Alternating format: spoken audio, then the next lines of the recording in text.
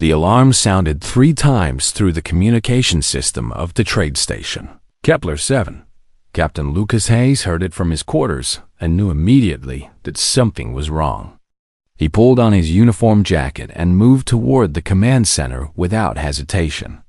In 20 years of service, Lucas had learned to trust his instincts. And right now, they told him that the routine trade negotiation was about to become something much worse.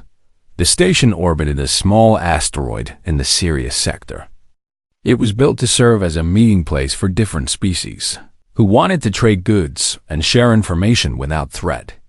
Today, representatives from the Zephyrians had arrived to negotiate peace terms with the human fleet. The Zephyrians were a species led by females who valued cooperation over violence. They had approached humanity with respect and genuine interest in friendship. Lucas had looked forward to these meetings because the Zephyrians seemed different from most alien species he had encountered. They did not try to dominate. They asked questions and listened to the answers. When Lucas reached the command center, Emma Bradford was already there. She was the communications officer and one of the best at her job. Her face looked tight with worry. "Captain, we have a problem," Emma said without any greeting. 3 massive ships just entered the system. They are not responding to our hails. Lucas moved to the main display screen. 3 ships appeared on the radar, and they were large. Very large. The design was aggressive, with sharp angles and heavy weapons visible on the hulls. These were not trading vessels. "Identify them," Lucas ordered. "Working on it," Emma replied, her fingers moving across the communication panel with speed.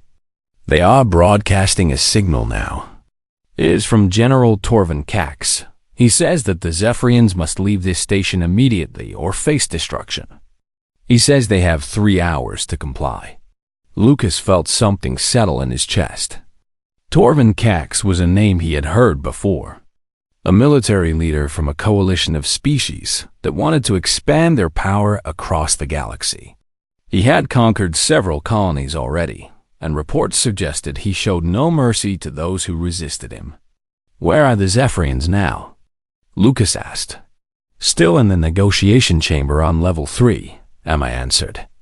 "I have not told them yet." Lucas nodded. "Send me the details on Torvin's fleet." Full analysis. He turned and headed toward level 3. Behind him, Samuel Cole, his first officer, called out, "Captain, what is your plan?" Lucas did not stop walking. "We evacuate all civilian personnel from this station first. Then we talk to the Zephyrians and find out what they want to do. The decision about fighting is theirs." Samuel followed him down the corridor. "Torvin has 3 capital ships. We have 1. If we engage him, we will lose." "I know," Lucas said simply. "But we will give everyone a chance to escape first." "That is not negotiable." They reached the negotiation chamber where Commander Kira Vex and her delegation were waiting. Kira was tall, with pale blue skin and intelligent eyes that seemed to understand things before they were said. When Lucas entered the room, she stood up immediately, as if she already sensed something was wrong. Lucas explained the situation with clear, direct words. He told her about Torvin Cax and his ships. He told her about the ultimatum.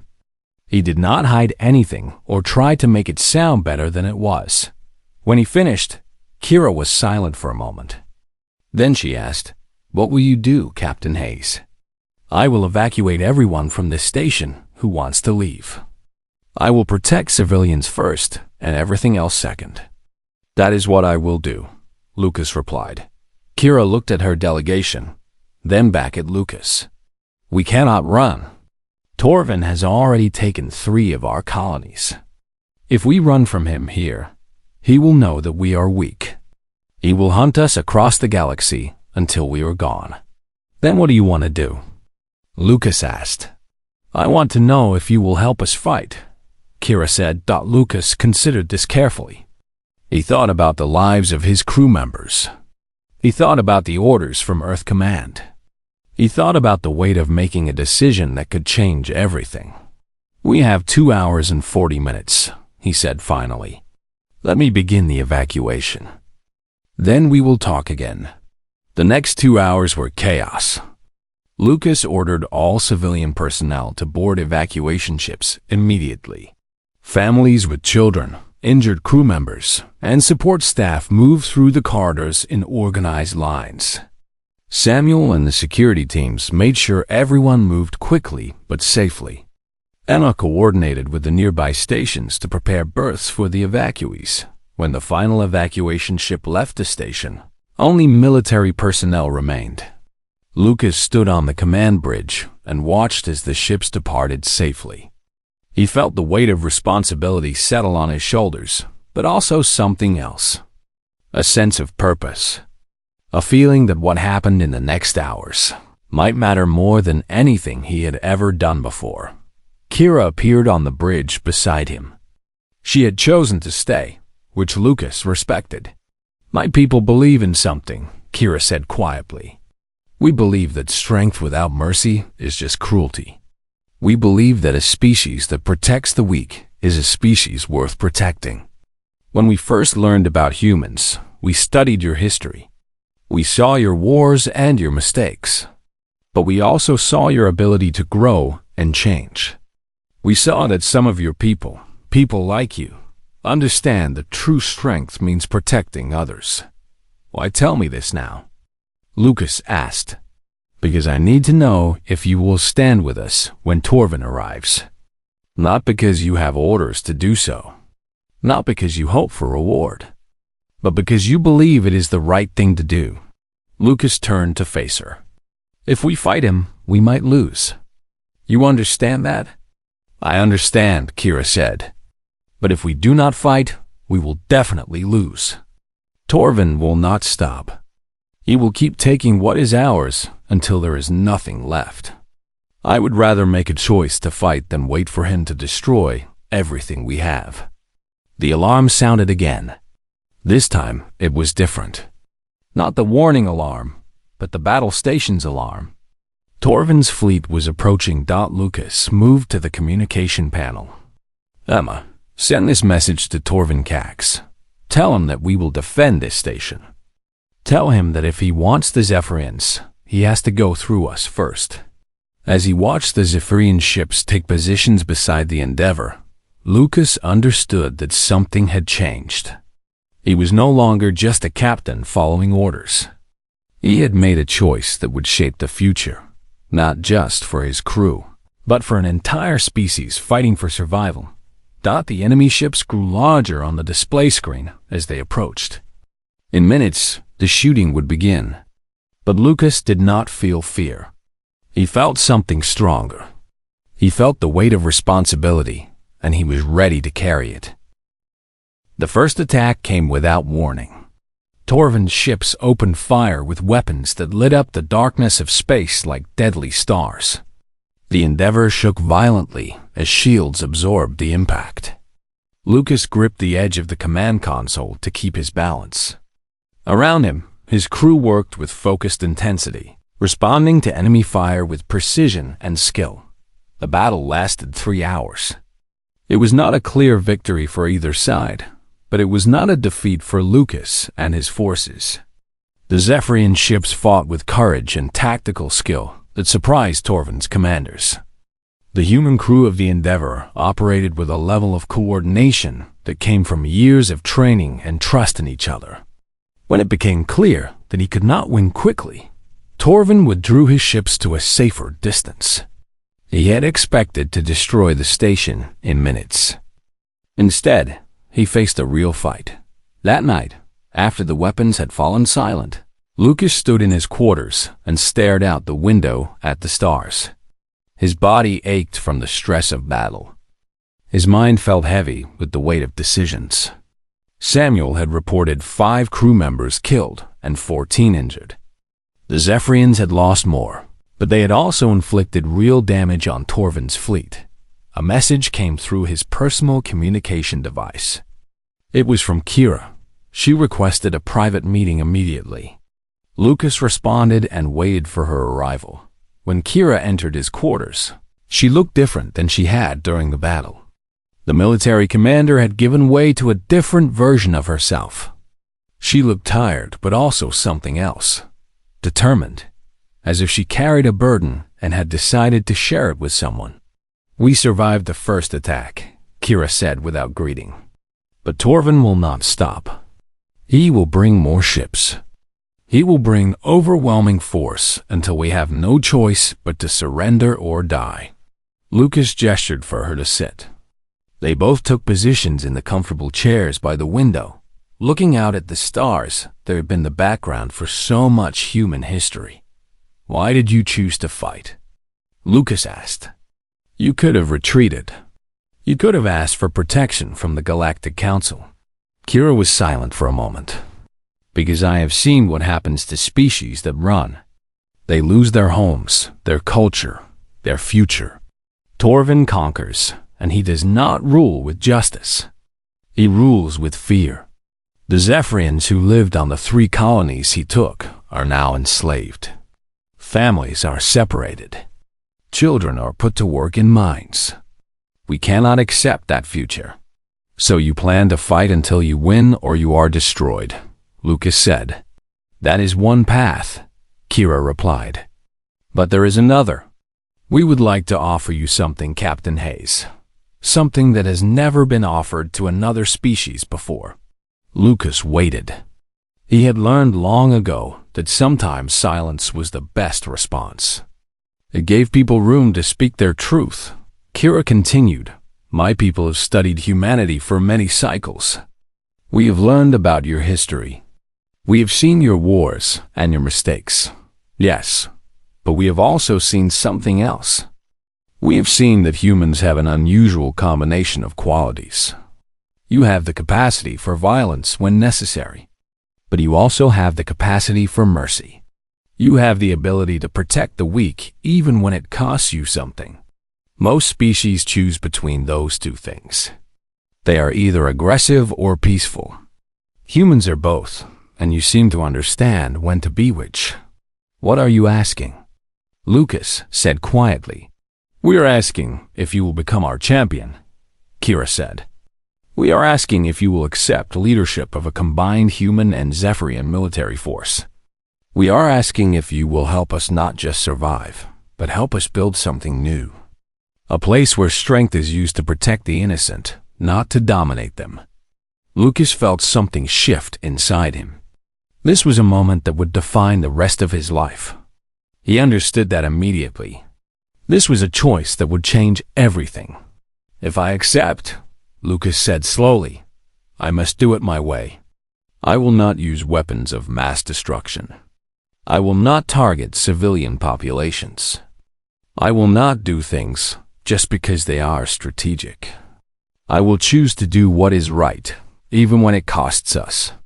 "That is why we are asking you," Kira said. "That is exactly why." Over the following days, Lucas met with the Zephyrian delegation to discuss what acceptance would mean. He learned about their culture, their history, their values. He learned that Zephyrian females had led their species for thousands of years, and they had chosen a path of cooperation and wisdom. They had built their society on the belief that the strongest thing a species could do was protect those who were vulnerable. Lucas thought about his own childhood on Earth. He thought about his parents, who had taught him that real strength meant standing up for people who could not stand up for themselves.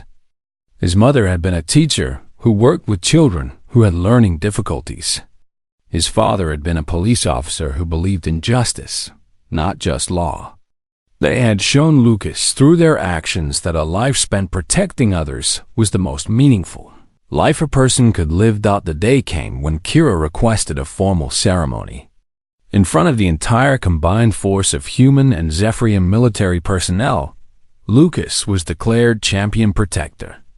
The ceremony involved ancient words in the Zephyrian language and modern military traditions from Earth. It was both ritual and practical agreement.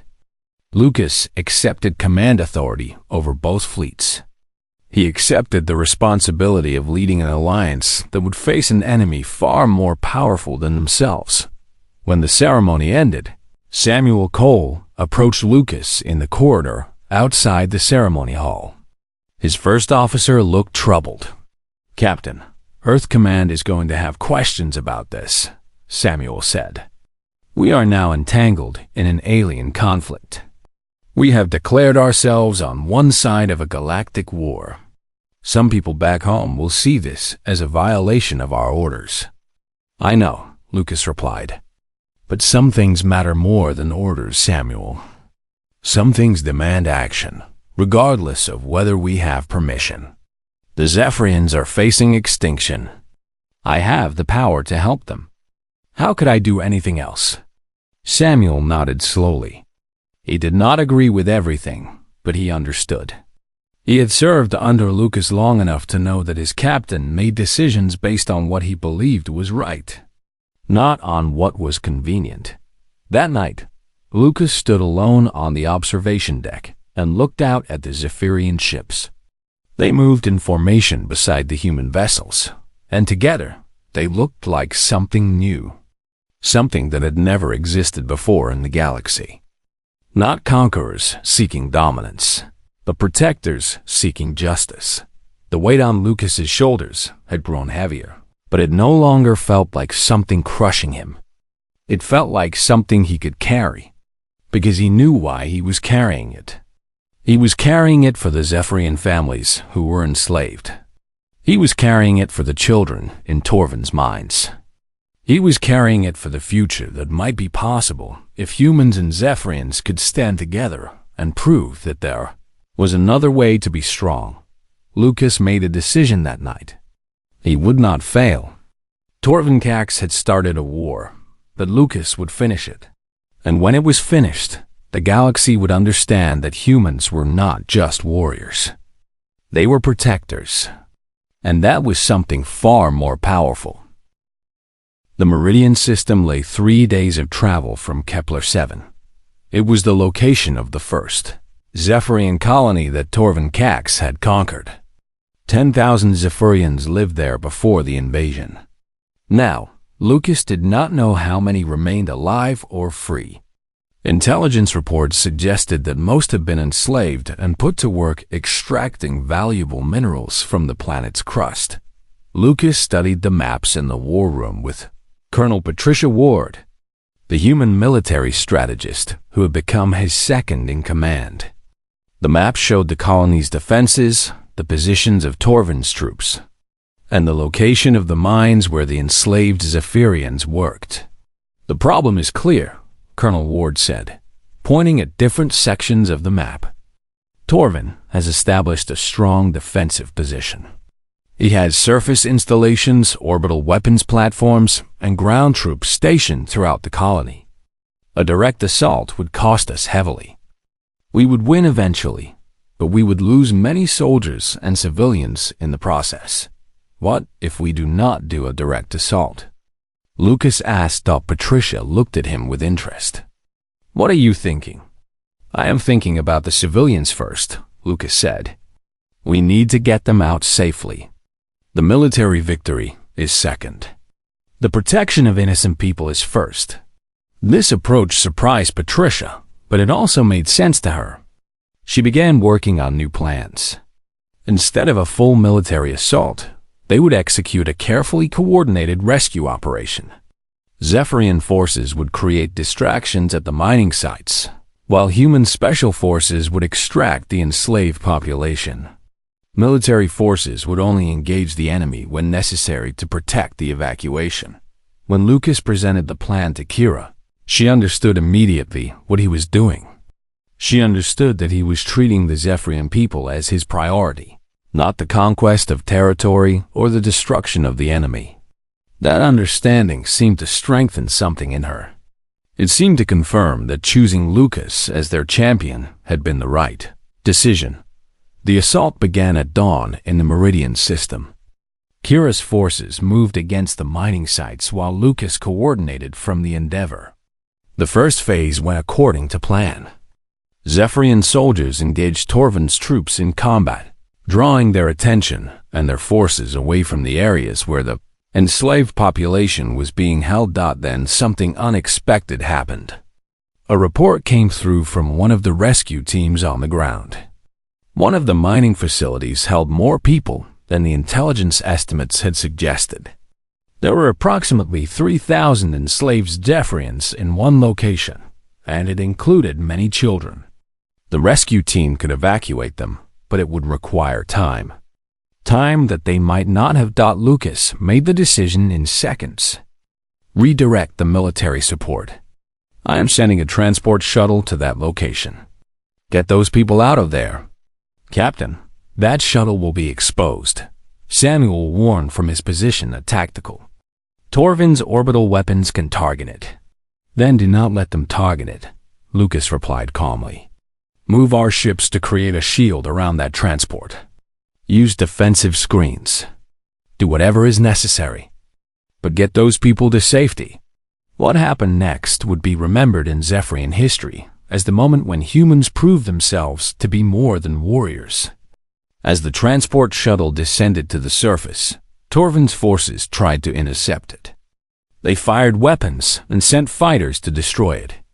But Lucas positioned the Endeavor and 2 Zephyrian cruisers in a protective formation.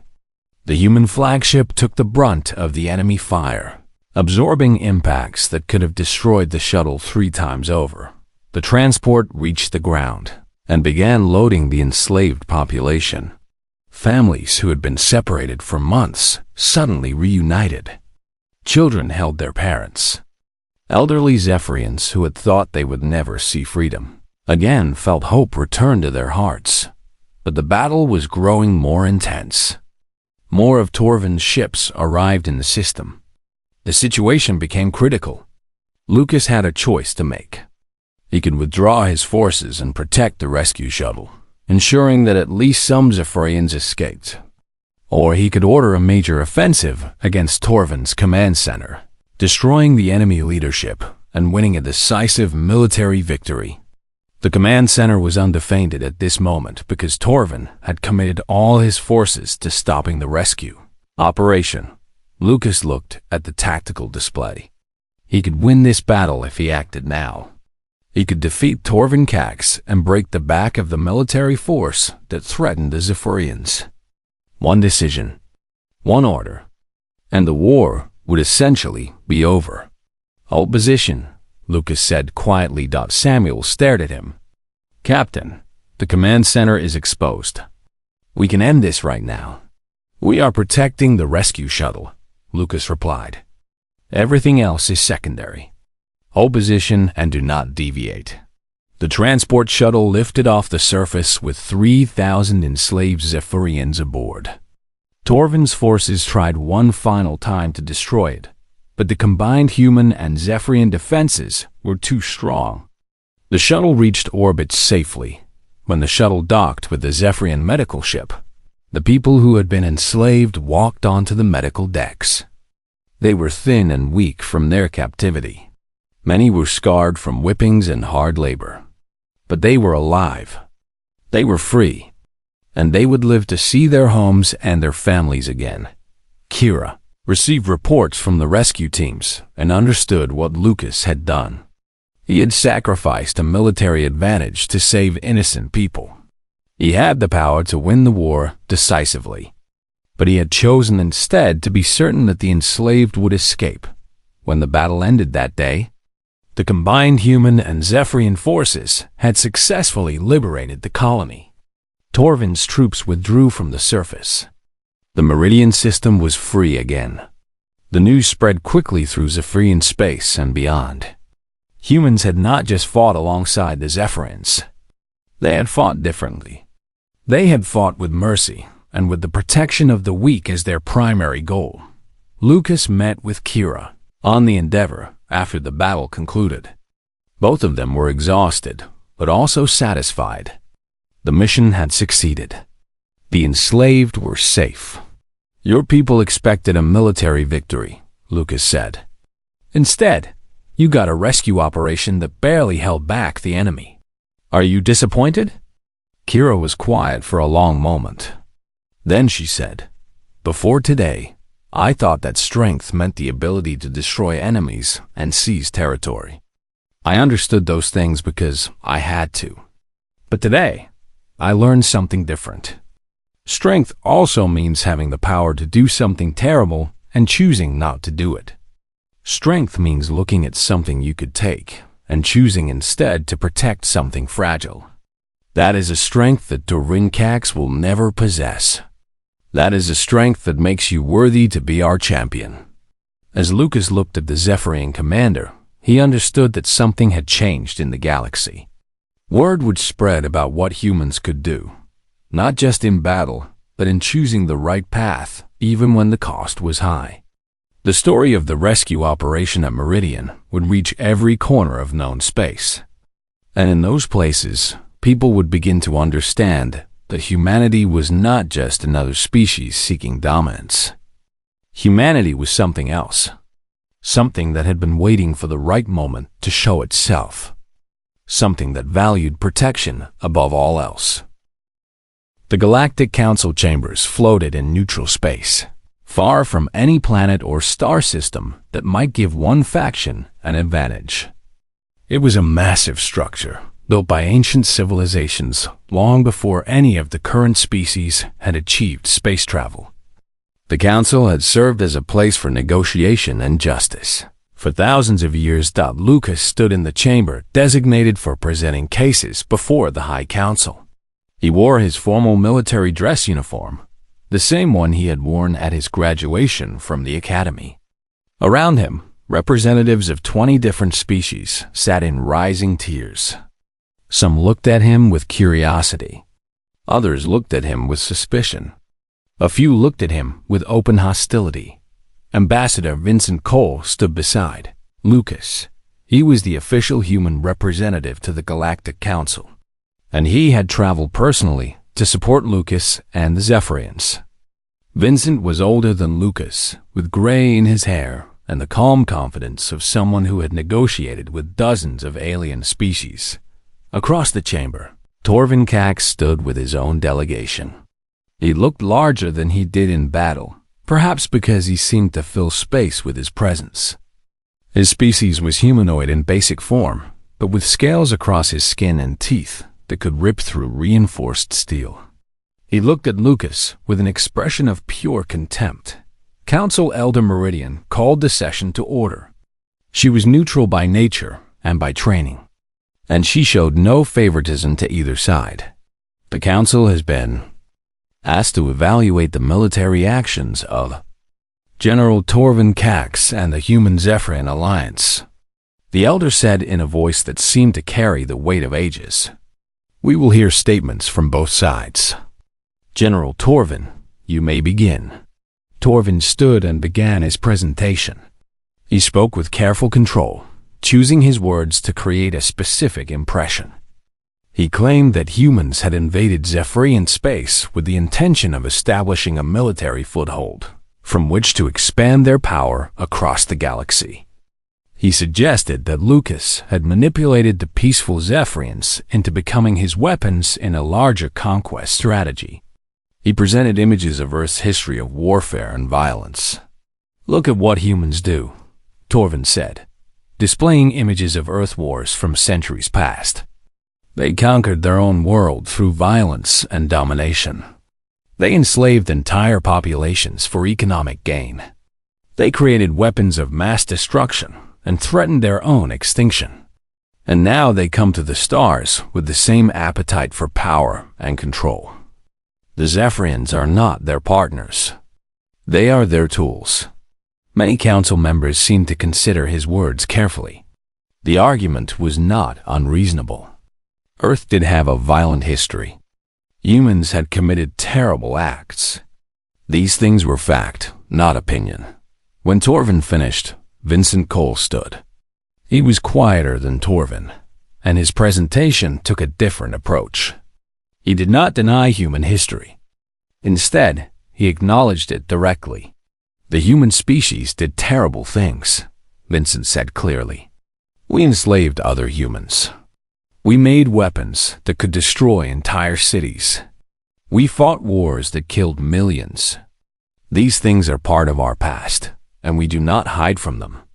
But we also learned from them. We learned that violence creates only suffering. We learned that domination breeds resistance. We learned that the only path that leads to real peace is cooperation based on mutual respect.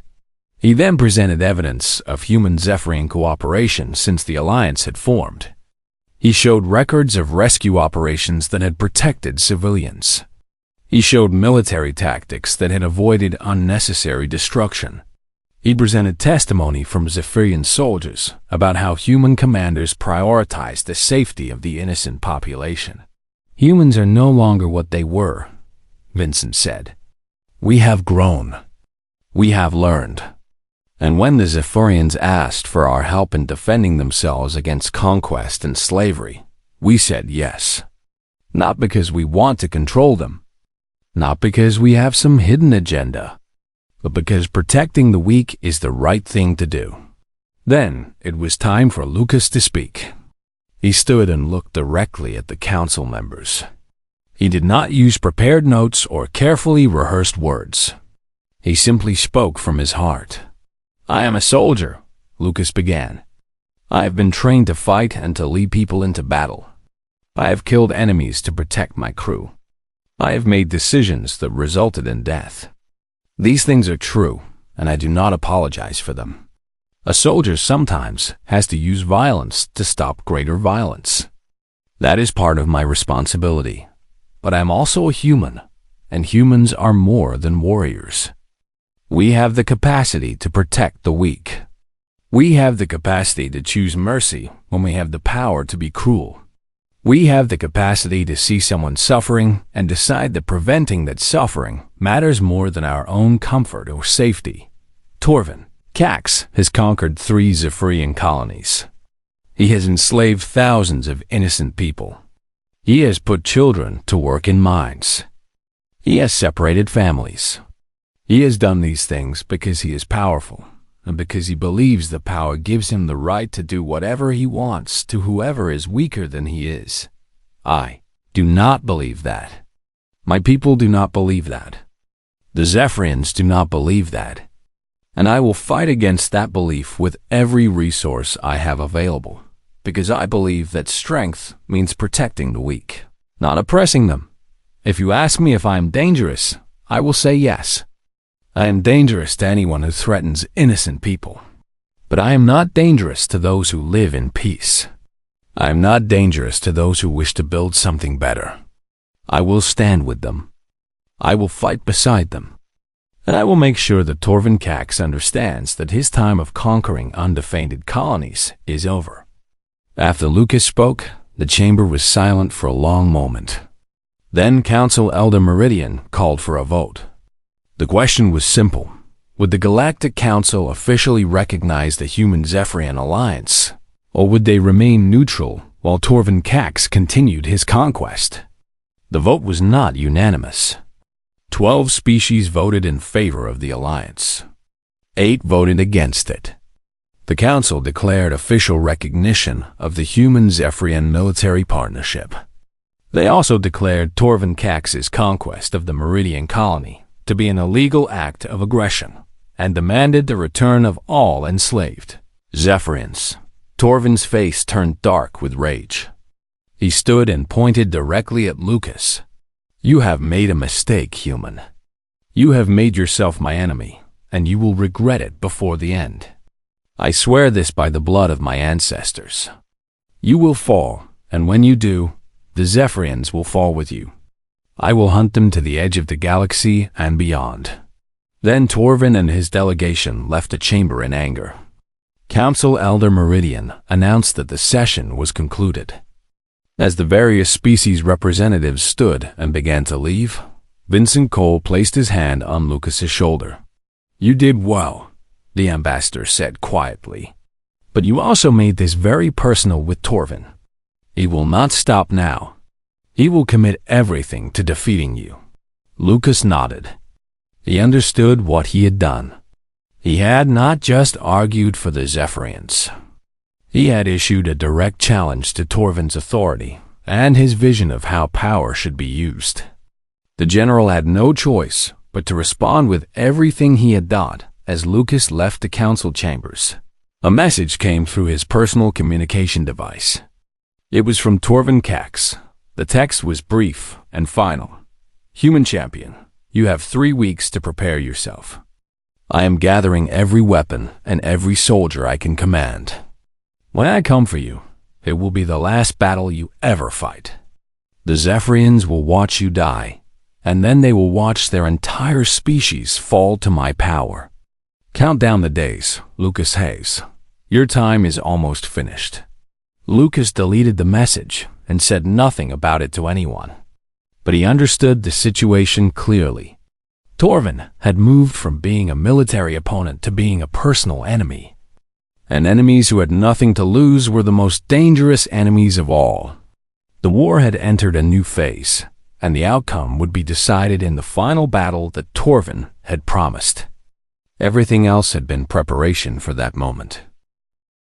The final battle came exactly 3 weeks after Torvin's message. The human and Zephyrian forces had positioned themselves near the outer edge of the Meridian system, where they could defend the colony if it came under attack. Lucas had used the 3 weeks well. He had coordinated with neutral species to document everything. He had recorded the testimony of freed slaves. He had created a comprehensive record of Torvin's crimes against the Zephyrians. When the detection systems indicated that enemy ships were entering the system, Lucas was ready. Torvin arrived with a fleet nearly 3 times the size of the combined human-Zephyrian forces. The enemy ships appeared on the radar like a rising tide of death, overwhelming and seemingly unstoppable. Samuel Cole reported the status from his position at Tactical. Captain, enemy fleet composition is worse than we anticipated. Torvin brought everything. If we engage directly, we will be destroyed within hours. I am not planning to engage directly, Lucas replied. He activated the broadcast system. Every communication device in the sector, including those in Torvin's fleet, suddenly began receiving the same message. It was the documentation that Lucas had been preparing for weeks. Images of enslaved Zephyrians in mines. Testimony from freed prisoners describing torture and murder. Records of Torvin's military orders that explicitly commanded the killing of any resistance, including civilians. Evidence of his theft of resources and his personal enrichment through conquest. The broadcast reached the people of neutral species, who had not yet decided which side to support. It reached the families of soldiers who served under Torvin Cax. It reached the lower ranks of his military. The soldiers who followed orders, but did not understand the true nature of what they served. For the first time, the galaxy saw the real Torvin Cax, not the military commander, not the conqueror, but the criminal and the tyrant who gave orders to murder children if they resisted his work camps. The effect was immediate. 3 neutral species declared that they could not support Torvin after seeing the evidence. Some refused to provide him with weapons and supplies. 2 species offered additional military support to the Human-Zephyrian Alliance. Most importantly, some of Torvin's own soldiers, when confronted with the evidence of his crimes, began to question whether they should continue to serve him. But Torvin was not a leader who was moved by conscience or political pressure. He was a leader who responded to power and to will. He gave the order to attack immediately, before the political situation could shift further against him. The battle began with a fury that shook the space around the Meridian system. Torvin committed his entire fleet to a single massive assault, attempting to overwhelm the human Zephyrian forces through sheer numerical superiority. The smaller-eyed fleet fought with desperation and skill. Every ship maneuvered to maximize its defensive capability. Every weapon fired with perfect coordination. For 4 hours, the battle raged. The Zephyrian ships fought with exceptional courage, knowing that if they lost this battle, their people would face extinction or eternal slavery. The human ships fought with the same commitment, understanding that they had promised to stand beside their allies and they would not abandon them. Then something happened that Torvin did not expect. The neutral species that Lucas had convinced through his presentation of evidence began to move their fleets into defensive positions around the human Zephyrian force. They did not engage in combat, but their presence changed the mathematics of power. It made clear to everyone watching that the galaxy was no longer divided into two sides of a simple conflict. There were now multiple factions, and the weight of moral authority had shifted toward Lucas and the Zephyrians. Torvin ordered one final massive assault. He directed his flagship directly at the Endeavor. He intended to kill Lucas personally and destroy the symbol of human Zephyrian cooperation in a single stroke. His weapons tore through space with terrible power. Lucas saw the attack coming and made a decision that would define him forever.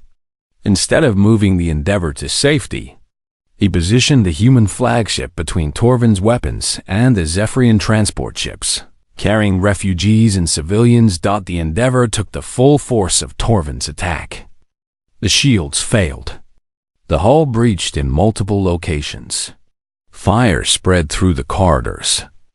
The damage was catastrophic. The ship could not survive in this state for more than minutes. Lucas was thrown against the wall by the force of impact.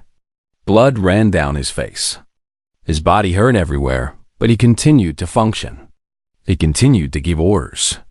He sent emergency teams to seal the hull breaches. He made sure the evacuation systems worked. He transferred command authority to Samuel Cole and moved toward the escape pods, not to save his own life, but to make sure the transfer of command was secure and that the crew would continue to function. As he reached the escape pod, Lucas looked back at the tactical display one final time. The Zephyrian ships had rallied around the wounded Endeavor and were now engaging Torvin's fleet with renewed determination. The neutral species ships had moved into direct engagement with Torvin's forces.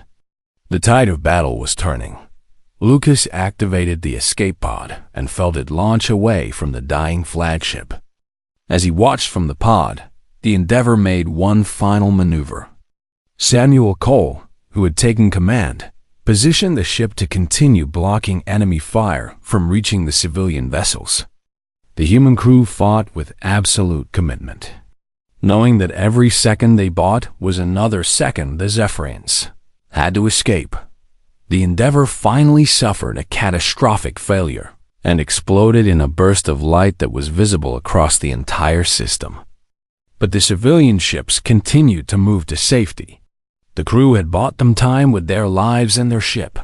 Torvin, seeing that he was being surrounded and that victory was slipping away, attempted to retreat.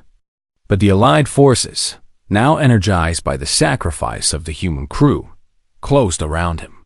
The Zephyrians attacked with the fury of a species that had just watched their protector give everything. The battle lasted another 2 hours. Torvin's flagship was surrounded and finally disabled.